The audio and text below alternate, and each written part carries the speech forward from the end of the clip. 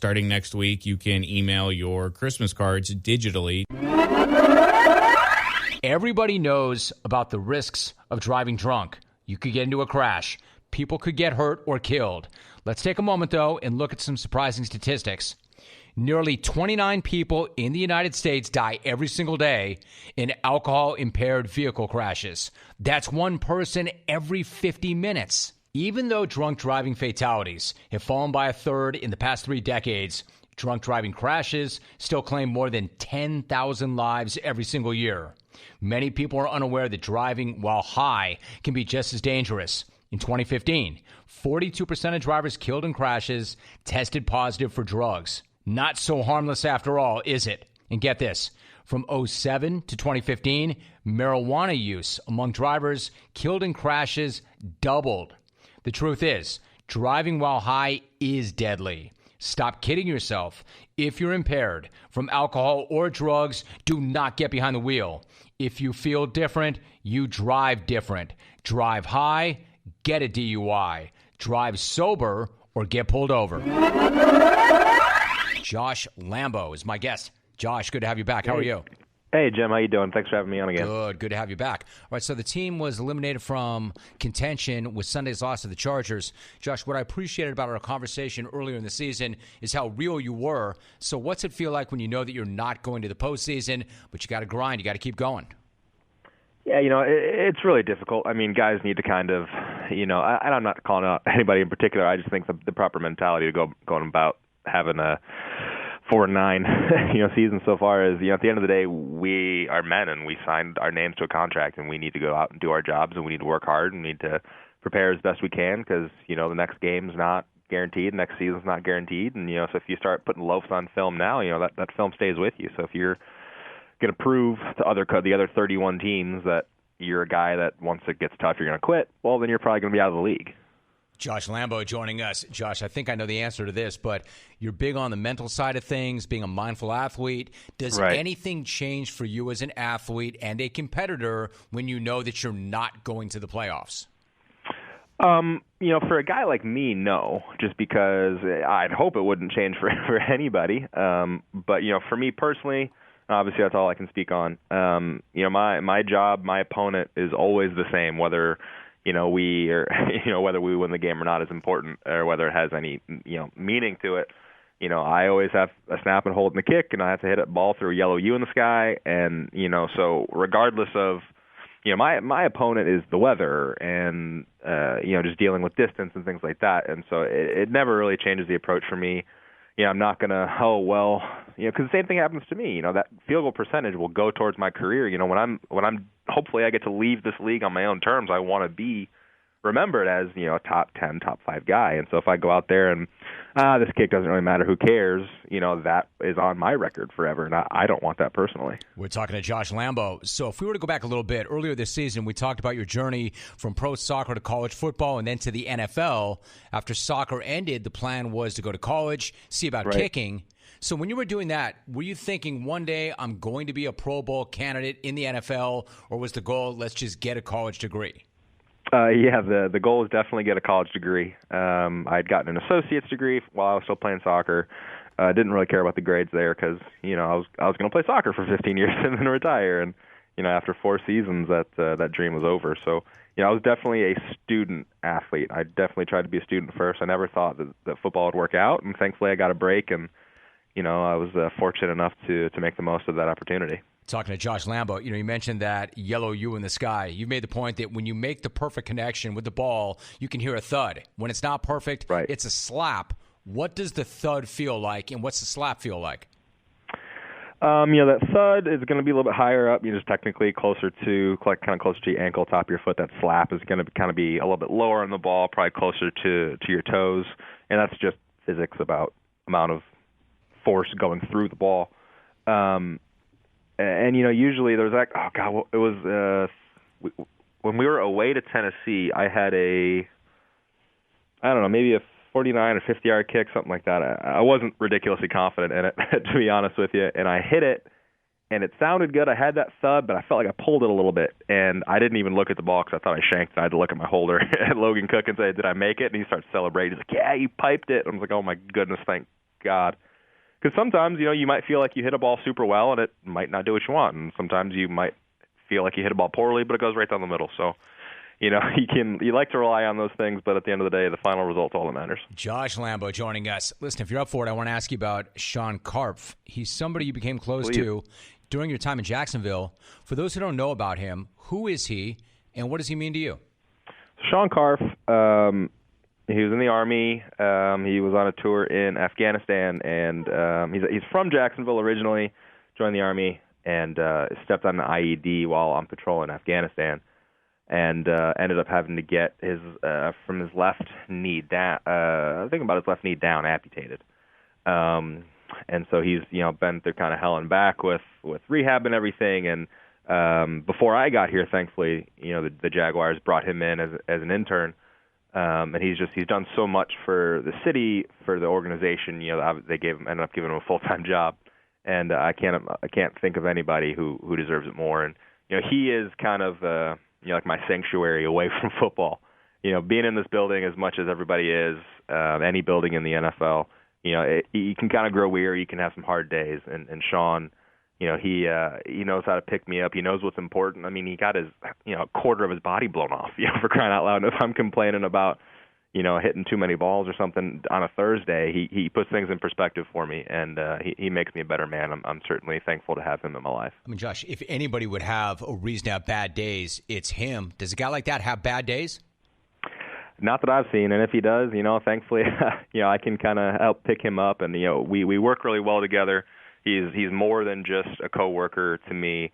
Truthfully, there aren't very many people that when football is done, I'm still going to keep in contact with, and he's one of those guys that I'm going to be friends with forever. That's funny, Josh, in a way, because guys always say the thing they miss most when the game is done is the guys and the camaraderie in the games. Right. And you just said the opposite. Why is that?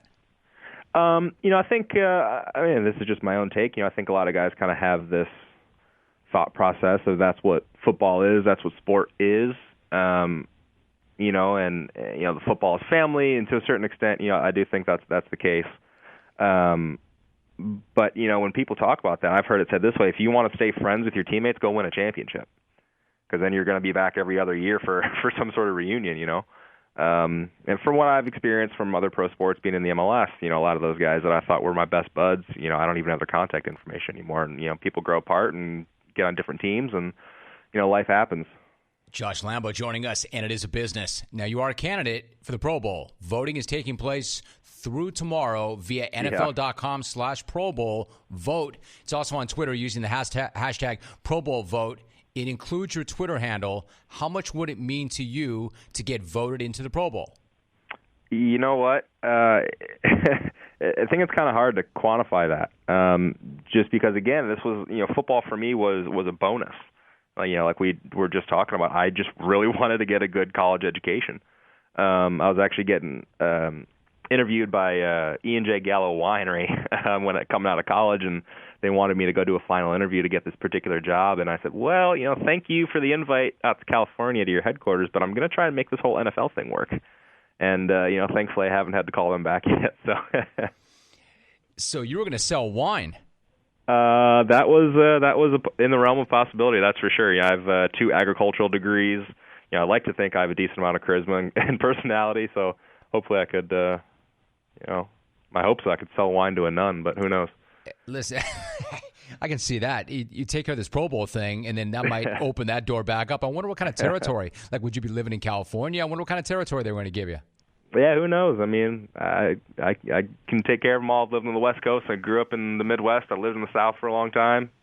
I'm wherever you need me, I'm your guy. All right, so you're running out of time. So you are a candidate. You have until tomorrow to vote. You are having a great year statistically. One last thought. When you were on earlier this season, we talked about your love of animals and how passionate you and your wife Megan are for animal welfare. On top of that, you took part in an event yesterday to support the North Florida School of Special Education. Right. What was that like? What did that cause mean to you?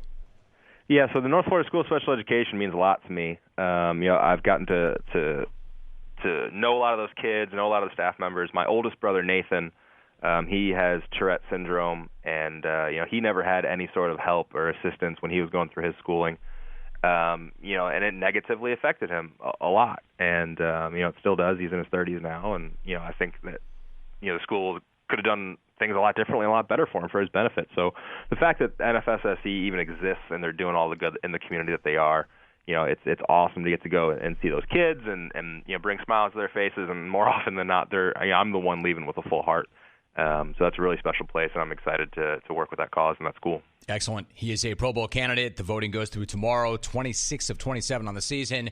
Perfect from 50 yards plus this season. Josh Lambo, my guest. Josh, great to have you back on. Thanks so much, and good luck with that. Always a pleasure. Thank you so much, Jim. Amanda Nunes is my guest. Amanda, it's nice to have you on. How are you? Good. How are you guys? Good, Amanda. So we're a couple of days out from the fight. I'm curious, how was your camp, and how is Fight White Week going for you? Honestly, the camp was amazing. Same exactly like was my last one. And the Fight Week is great. We have a lot of things to do. Of course, a lot of busy things, but we have time to work out, break a sweat. And everything's fine, ready to go. Amanda Nunes joining us. Amanda, you and I have not spoken, so let me ask you, when you were growing up in Brazil, you played soccer, and then your sister introduced you to jiu-jitsu. What did you like about jiu-jitsu? First of all, it's a single sport, You with yourself. And the problem for me play soccer was I depend on other people, And that was a hard thing for me. And when I started training jiu-jitsu, I find it the thing that I look for. And I never stop after that. Amanda Nunes is my guest. Now, there's a story also about how you watched UFC 157 on pay-per-view, and that was the first women's fight in UFC history. Ronda Rousey won by armbar. What do you remember about that fight, and what kind of thoughts did you have that night? Which fight? Which one? When Ronda Rousey won by armbar in UFC 157, the first women's fight in UFC history. You watched that fight, right? Against who? I don't remember. I thought the story was that you saw that fight, and then the first thing you thought was, I'm going to kick her ass. No, actually, it was against Lisa Camushi. Mm-hmm. Oh, I didn't even watch that fight, the whole thing, honest. And I was, at the same day, have a fight. All our friends from the gym was fighting the same day, and me and Nina was in the show. And when we finished in the show to watch our friends, we run to see if be able to watch that fight.